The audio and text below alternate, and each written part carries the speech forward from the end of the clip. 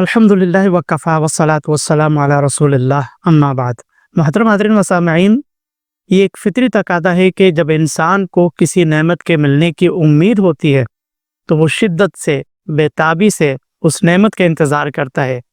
اس نعمت کے ملنے سے پہلے ہی پلاننگ شروع کر دیتا ہے کہ جب مجھے یہ نعمت ملے گی تو بعد کے مراحل مجھے کس طرح سے طے کرنے ہیں۔ مثال کے طور پر اگر کسی بے اولاد کو یا صاحب اولاد کو اولاد کی نعمت ملنے کی امید ہو تو یقیناً وہ اپنے باطن میں، اپنے قلب میں بے پناہ فرحت و خوشی محسوس کرتا ہے۔ اولاد کے ملنے سے پہلے ہی اس سے متعلقہ امور کے سلسلے میں خود کو وہ ذہنی طور پر تیار کر لیتا ہے تاکہ بعد کے مراحل بخوبی سر انجام دیے جا سکیں۔ تو اولاد ایک نعمت ہے۔ اس نعمت کے ملنے سے پہلے ہی ہم اپنے قلب میں، اپنے باطن میں فرحت و خوشی محسوس کرتے ہیں، خوب اہتمام کرتے ہیں۔ اسی طرح رمضان المبارک بھی یقیناً انعامات الہیہ میں سے ایک عظیم نعمت ہے۔ اس عظیم نعمت کے ملنے سے پہلے ہمارا قلب، ہمارا باطن فرحت و خوشی محسوس کرتا ہے۔ اس بارے میں ہمیں ضرور غور و فکر کرنا چاہیے۔ جس طرح رمضان المبارک کا چاند نظر آنے کا اعلان سن کر عمومی طور پر لوگوں میں ایک خوشی کی لہر دوڑ جاتی ہے اور ایک جم غفیر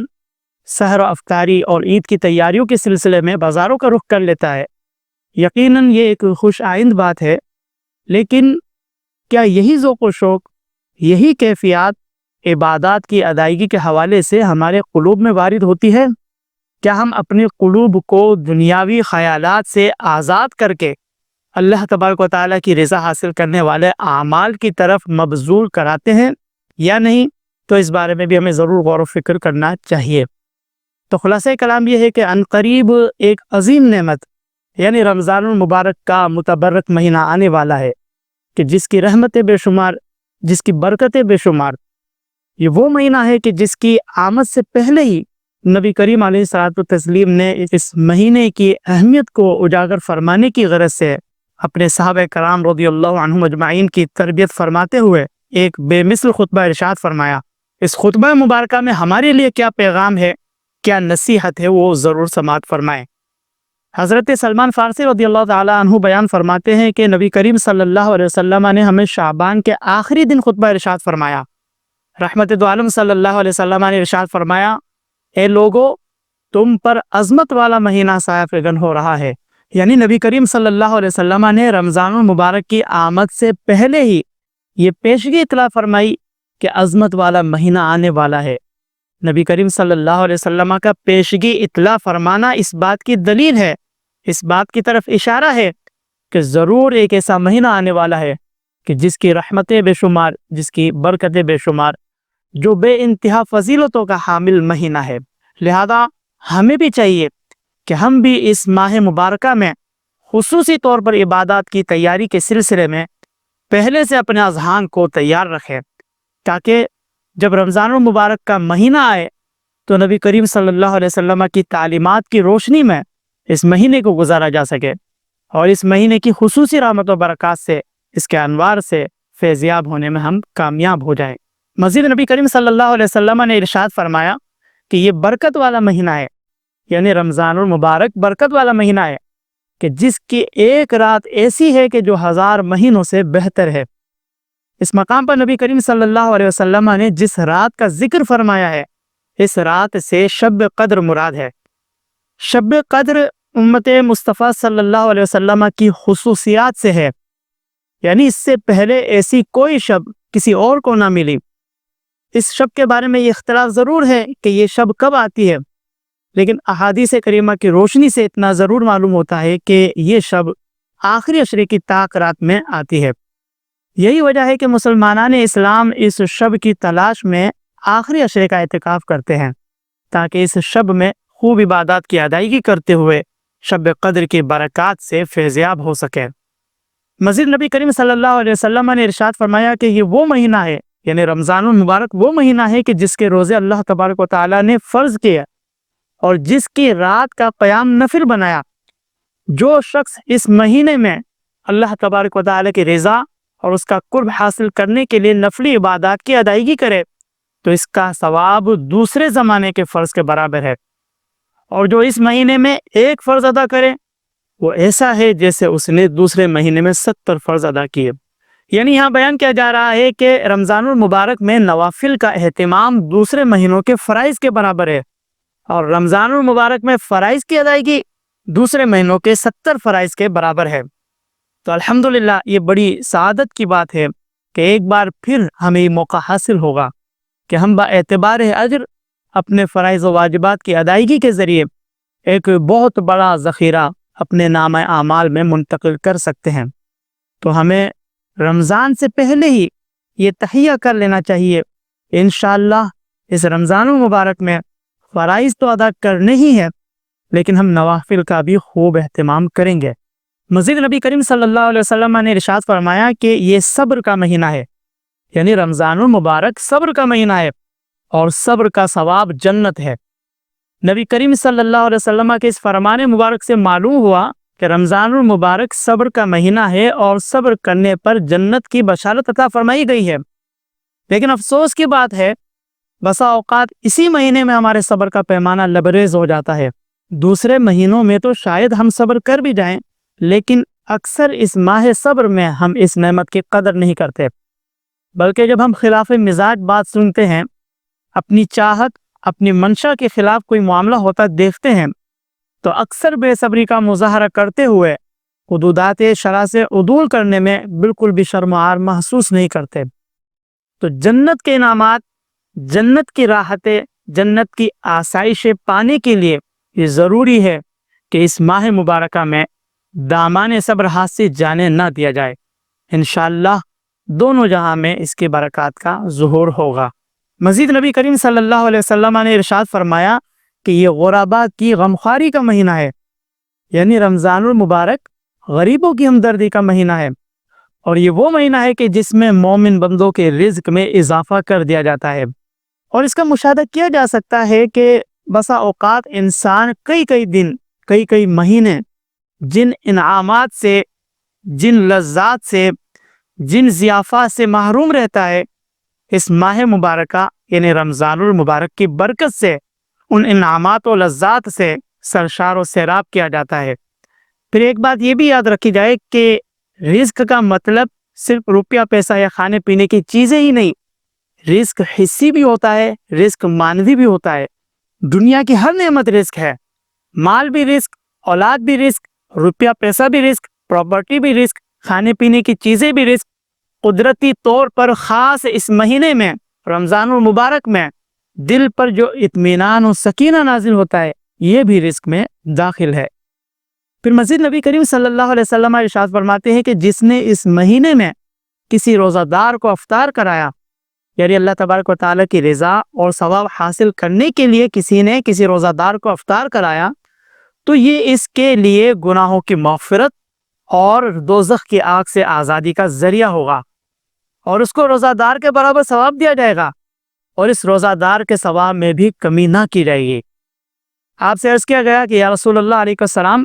ہم میں سے ہر ایک کو سامان مہیا نہیں ہوتا، یعنی صحابہ کرام رضی اللہ عنہم اجمعین نے عرض کی کہ یا رسول اللہ علیہ السلام، ہم میں سے ہر ایک افطار کرانے کی استطاعت نہیں رکھتا۔ تو رحمت دو عالم صلی اللہ علیہ وسلم نے ارشاد فرمایا کہ اللہ تبارک و تعالیٰ اس شخص کو بھی یہ ثواب عطا فرمائے گا کہ جو ایک کھجور یا ایک گھونٹ دودھ یا صرف پانی ہی کے ایک گھونٹ سے کسی روزہ دار کو افطار کرا دے، اور جو روزہ دار کو سحر کرے یعنی پیٹ بھر کر کھلائے، اللہ تبارک و تعالیٰ اسے میرے حوض سے وہ پانی پلائے گا کہ کبھی بھی پیاسا نہ ہوگا حتیٰ کہ جنت میں داخل ہو جائے۔ اس حدیث رسول صلی اللہ علیہ وسلم سے معلوم ہوا، اگر کوئی اخلاص کے ساتھ ایک کھجور سے، پانی سے کسی کو روزہ افطار کرائے، تو اس کے لیے بھی گناہوں کی معافی اور جہنم کی آگ سے آزادی کی بشارت عطا فرمائی گئی ہے۔ تو یقیناً یہ ایک بڑی سعادت کی بات ہے ان لوگوں کے لیے کہ جو رمضان المبارک کے مہینے میں اخلاص کے ساتھ روزہ داروں کو روزہ افطار کراتے ہیں۔ یقیناً یہ ایک بڑے ثواب کا کام ہے، ہمیں بھی اس نیک کام میں ضرور حصہ لینا چاہیے۔ ضروری نہیں کہ خوب لمبی چوڑی دعوتیں کی جائے، کسی بڑی افطار پارٹی کا اہتمام کیا جائے، نہیں، بلکہ اخلاص کے ساتھ قلیل طعام کے ذریعے بھی صرف کھجوروں کے ذریعے بھی افطاری کرا کے ایک بڑے ثواب کو، ایک بڑے اجر کو حاصل کیا جا سکتا ہے۔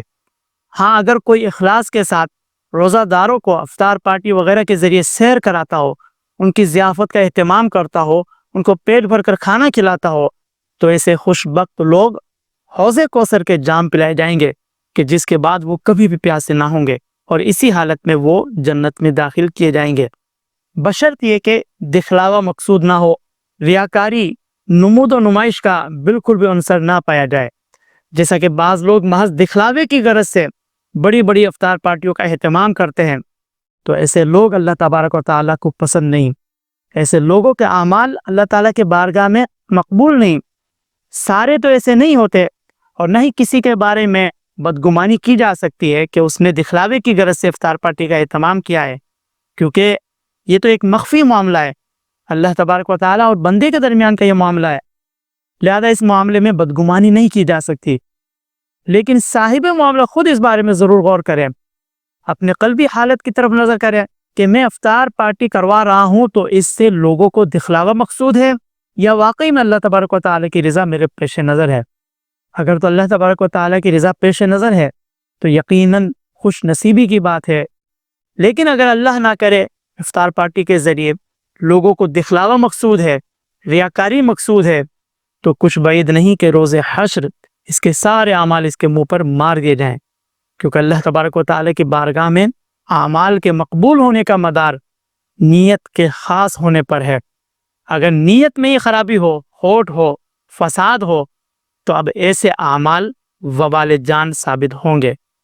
اللہ تبارک و تعالیٰ ہمیں نیک نیتی کے ساتھ، اخلاص کے ساتھ اعمال صالحہ کرنے کی توفیق عطا فرمائے۔ پھر مزید نبی کریم صلی اللہ علیہ وسلم نے ارشاد فرمایا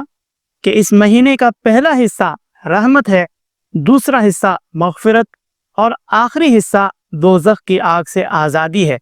یعنی یہاں بیان کیا جا رہا ہے کہ رمضان المبارک کے پہلے عشرے یعنی عشرہ رحمت میں اللہ تبارک و تعالیٰ اہل ایمان پر خصوصی طور پر رحمت و برکات کا نزول فرماتا ہے کہ جس کی برکت سے روزہ اور تراویح کی ہمت پیدا ہوتی ہے۔ دوسرا عشرہ عشرہ مغفرت ہے، یعنی اس عشرے میں تمام گناہوں کو، گناہ صغیرہ کو معاف کر دیا جاتا ہے۔ اور تیسرا عشرہ یعنی نار جہنم کی آگ سے آزادی کا عشرہ ہے۔ لہذا نتیجہ یہی ہوا، گویا کہ روزہ دار کے لیے یہ تیسرا عشرہ جنتی ہونے کا اعلان ہے۔ مزید نبی کریم صلی اللہ علیہ وسلم نے ارشاد فرمایا، اور جو اس مہینے میں اپنے غلام سے تخفیف کرے یعنی آسانی کرے تو اللہ تبارک و تعالیٰ اسے بخش دے گا اور آگ سے آزاد فرمائے گا۔ اس حدیث مبارکہ میں غلام کے ساتھ تخفیف کرنے والے آقا و مولا کے لیے بشارت دی گئی ہے۔ اب چونکہ غلاموں کا زمانہ نہیں، لیکن اس حدیث مبارکہ سے ان اہل ثروت افراد کے لیے بھی سعادت کا پہلو ثابت ہوتا ہے کہ جن کے ماتحت افراد ورک کرتے ہوں۔ چنانچہ مالک اپنے امپلائی کے ساتھ یا کوئی بھی ایسا شعبہ کہ جس میں انسان کے ماتحت فرد ہو یا افراد، اگر انسان اس مہینے میں رمضان المبارک میں ان کے ساتھ حسن سلوک سے پیش آئے، دوسرے مہینوں کی بنسبت رمضان المبارک میں کام میں کمی کرے، مراعات سے نوازے، تو انشاءاللہ العزیز یہ عمل مغفرت و نجات کا ذریعہ ثابت ہوگا۔ تو خلاصہ کلام یہ ہے کہ الحمدللہ رمضان المبارک کا مہینہ قریب قریب ہے، لہذا اس متبرک مہینے کی رحمت و برکات حاصل کرنے کی نیت کے ساتھ اگر صرف اس ایک حدیث مبارکہ پر عمل کیا جائے تو انشاءاللہ دنیا و آخرت میں کامیابی ہمارا مقدر ہے۔ لہذا رمضان المبارک کی آمد سے پہلے ہی یہ نیت کر لی جائے، انشاءاللہ اس رمضان المبارک اخلاص کے ساتھ اللہ تبارک و تعالیٰ کی رضا کی خاطر خوب عبادات کی ادائیگی کریں گے، اور اس سلسلے میں جو بھی اعمال صالحہ اختیار کریں گے اس پر خصوصی طور پر مداومت بھی رکھیں گے، استقامت کے ساتھ وہ اعمال اختیار کریں گے، کیونکہ اکثر و بیشتر ہوتا یہی ہے کہ رمضان المبارک کے ابتدائی ایام میں تو بہت جوش و جذبے کے ساتھ، خشوع و خضوع کے ساتھ عبادات کی ادائیگی کرتے ہیں، تلاوت قرآن کرتے ہیں، مساجد کا رخ کرتے ہیں، لیکن جیسے جیسے دن گزرتے جاتے ہیں تو ذوق و شوق میں بھی کمی واقع ہو جاتی ہے، عبادات کی ادائیگی میں بھی کمی واقع ہونا شروع ہو جاتی ہے، اور پھر مساجد کی حالت بھی مختلف نظر آتی ہے۔ جو مساجد روز اول نمازیوں سے بھری ہوتی تھی، پہلے عشرے کے بعد یہ تعداد کم و بیش آدھی ہی رہ جاتی ہے۔ پھر جب دوسرا عشرہ گزر جاتا ہے تو مساجد میں محض وہی افراد نظر آتے ہیں کہ جو رمضان سے پہلے پابندی سے آیا کرتے تھے۔ تو ضرورت اس امر کی ہے کہ رمضان سے پہلے ہی ہم یہ عہد کریں کہ اس ماہ رمضان المبارک ہم پابندی سے استقامت کے ساتھ مساجد کا رخ کریں گے، استقامت کے ساتھ عبادات کی ادائیگی کریں گے، اسی طرح استقامت کے ساتھ تلاوت قرآن کریں گے۔ اسی سے ریلیٹڈ ایک مسئلہ یہ بھی یاد رکھیں، بسا اوقات ہم پورے سال قرآن کھول کر دیتے ہی نہیں، لیکن رمضان المبارک کی جب آمد ہوتی ہے تو ہم تلاوت قرآن کا آغاز کرتے ہیں، اور پورے مہینے میں 1 2 3 یا اس سے بھی زائد قرآن ختم کرنے کا ہم دعویٰ کرتے ہیں۔ تو دیکھیں یہ ایک بہت اچھی بات ہے کہ قرآن کی تلاوت کی جائے، لیکن نزول قرآن کا مقصد بھی ضرور سمجھا جائے۔ شریعت کا مقصود محض رسمی طور پر بغیر سمجھے بہت زیادہ مقدار میں تلاوت قرآن کرنا نہیں، بلکہ اگرچہ کم پڑھیں، روزانہ 1 پارہ پڑھنے کے بجائے محض 1 رکوع پڑھیں، لیکن سوچ سمجھ کر پڑھیں، یہی تقاضۂ شریعت ہے۔ اور اس سلسلے میں یعنی سوچ سمجھ کر قرآن کریم پڑھنے کے سلسلے میں ہمیں تفاسیر کا سہارا لینا ہوگا، لہذا جب کبھی بھی قرآن پڑھیں تفسیر کے ساتھ پڑھیں۔ اور بہترین تفاسیر کے لیے ہم یہی مشورہ دیں گے کہ تفسیر خزائن العرفان کا مطالعہ کریں۔ اگر تفصیلی طور پر تفسیر کا مطالعہ کرنا چاہیں تو علامہ سید غلام رسول سعیدی علیہ رحمہ کا ترجمہ و تفسیر تبیان القرآن کا مطالعہ کیا جائے، اور اگر اسی تفسیر کو شارٹ میں پڑھنا چاہتے ہیں تو انوار تبیان القرآن کا مطالعہ بے حد نفع بخش ثابت ہوگا۔